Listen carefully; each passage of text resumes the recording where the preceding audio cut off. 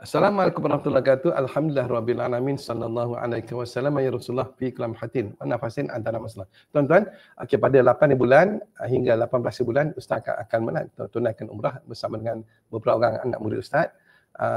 Di sini tuan-tuan semua Ustaz nak ambil peluang, nak bagi peluang, nak bagi pada tuan-tuan, nak offer pada tuan semua lah. Nak offer tuan semua bagi anda yang join kelas pada setiap malam kelas yang berbayar setiap malam.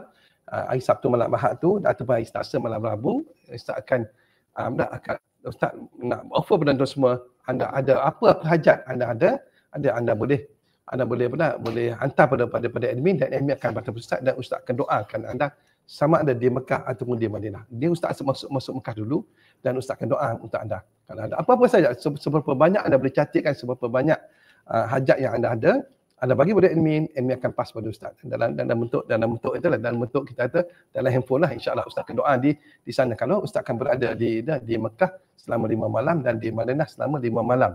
Jadi insya-Allah Ustaz akan pergunakan doa-doa anda, hajat-hajat anda tu Ustaz akan doakan sewaktu Ustaz berada di situ, sama ada di Mekah atau di Madinah. Jadi insya-Allah kalau anda join ini untuk khas untuk anda yang join kelas yang berbayar sajalah. Kalau anda hantar personal pada Ustaz, insya-Allah Ustaz kita tak layan lah. Kita nak bagi bonus kepada mereka yang mereka yang join kelas berbayar.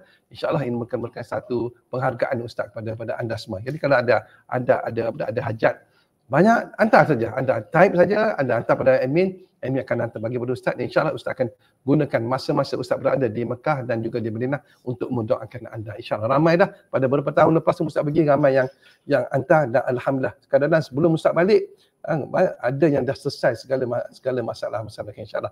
Jadi ambil peluang tu semua, ambil peluang lah. Sewaktu Ustaz pergi setahun sekali saja. Cuma tahun ni 2 kali, bulan 1 ini dan bulan 12. Jadi tahun depan pun hanya bulan 12 tahun depan ya Ustaz akan pergi. Jadi ambil peluang insya-Allah. Dan kalau tuan-tuan join, insya-Allah lepas join tu terus anda boleh hantar pada admin. Insya-Allah Ustaz akan berada di Mekah Ustaz akan berlepas pada 8 bulan. Kemudian jangan lambat, percepatkan agar admin nak susunkan doa tersebut untuk diberikan kepada Ustaz insya-Allah. Okey. Itu saja untuk anda. Assalamualaikum warahmatullahi wabarakatuh.